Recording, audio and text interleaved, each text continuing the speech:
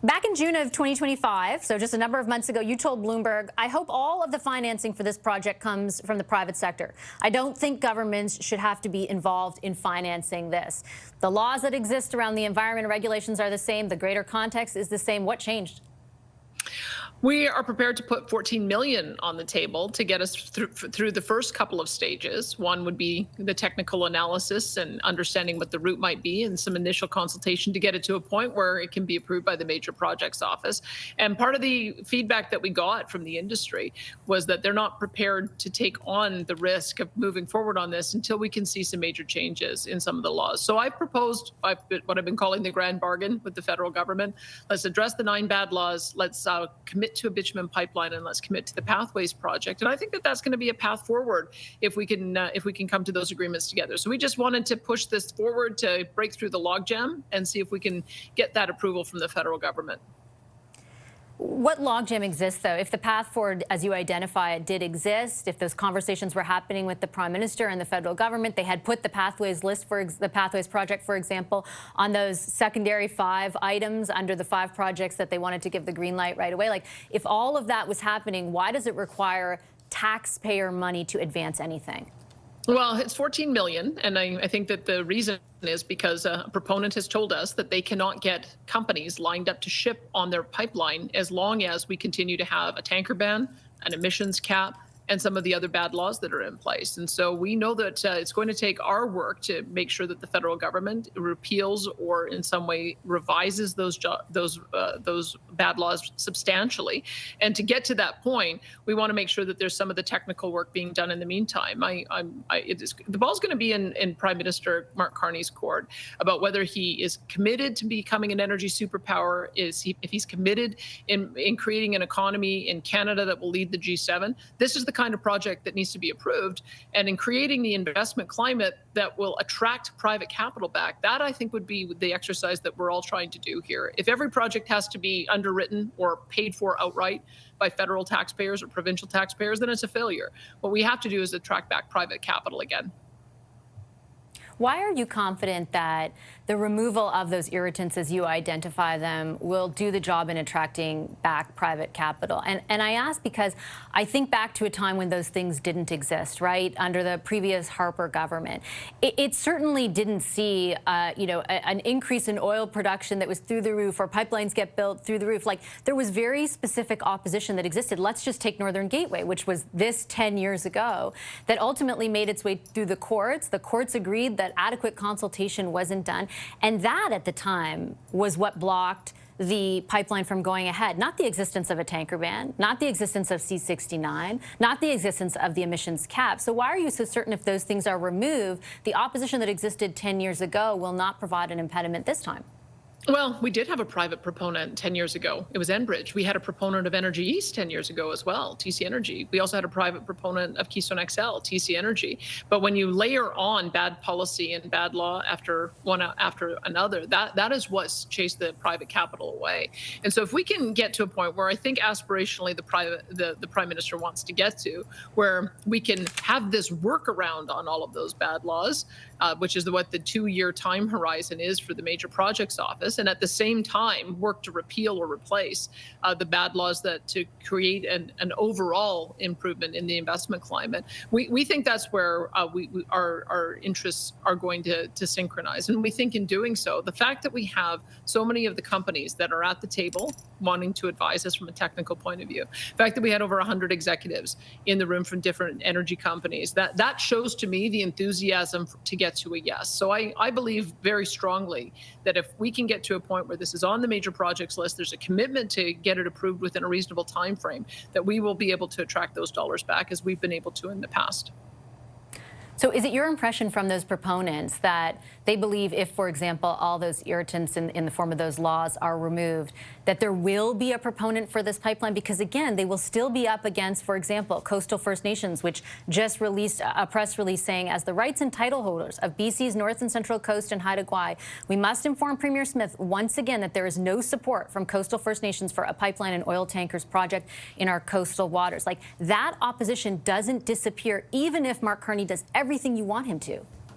Well, we'll see. I mean, I have a very skilled Indigenous relations minister who's very sensitive to the fact that any major project that goes forward has to have Indigenous ownership as the foundation. That's a bit different than it was 10 years ago, that we're beginning with the conversation about how we can get to a yes. And she began the conversations already on Monday, making a number of phone calls, and she's going to continue doing that. She's already visited Port au Prince Rupert and had a chance to talk with some Indigenous leadership there. So it's a process, and we have to begin with relationship building and make sure that there's an understanding of the benefits that all of us get, not just Alberta, but all of Canada and the bands in particular. And so we're prepared to do a lot of that hard work. That's what Indigenous consultation and meaningful consultation is all about. And so that's why we got started on it right away. And I do understand your point about endeavoring to change that. And if it were, 1 or 5 or even 10 First Nations that had expressed some opposition to this, I can envision a path forward. But I think it was 61 First Nations 10 years ago that expressed opposition, so much so that they took it all the way through the courts and ultimately got a decision in their favor. How much taxpayer money are you willing to bet on something like this when the track record is what it is? Well, I guess I would say that Justin Trudeau was not a fan of pipelines, and yet under his term in office, the Coastal GasLink pipeline got built. The Trans Mountain expansion happened. So it is possible for us to build large linear projects. We have to be able to find a way to do it at much less expense and with much greater benefit to Indigenous communities, as well as much more reliance on private sector money. So it is possible to build these kinds of major projects. And so this is part of the reason why we want to start that conversation now. We want to get to a yes. We want this to be a win for everyone, a win for Alberta, a win for the nations that are impacted, and a win for Canada also. This is going to be ultimately, if it's 1 million barrels a day, a $20 billion annual boost to our GDP. Governments end up benefiting about 40% from that. You can help to meet your NATO commitments at the federal level. It would help us to be able to meet our health and education and infrastructure needs provincially. We have to be able to build these kinds of projects. We've got a $9 trillion value in our bitumen that are beneath our feet in Alberta. We have to be able to get it to market, and would be the way that we'd be able to access the new markets in Asia that are very keen to work with us on this. I suppose we could keep on relying on the same market in the United States, working with American partners and sending more of our products south. But that's also a failure of the exercise. The reason why everyone is talking about major projects in the first place is because we've become over-reliant on a single customer, and we need to build new markets. This is what it looks like, is that we've got to work together to make that happen. And I do understand that point. I guess, TMX has already greatly expanded our share of our ability, I would say, to diversify our markets to the boon of both provincial and federal coffers. My question, though, was about how much taxpayer money at a maximum you're willing to sink in, because it's the type of bet you're making is ultimately contingent on the return for, and you talked about the potential return, right? I remember a time when your predecessor of the same party, Premier Jason Kenney, sunk $1.3 billion into making a bet on Keystone that taxpayers ultimately ended up footing the bill for. So on behalf of those taxpayers, isn't it fair to ask if they're really going to get value for money and how much of their money you're willing to sink into a project that could not get anywhere 10 years ago? Well, and the NDP sunk $1.3 billion into a oil by rail that didn't work.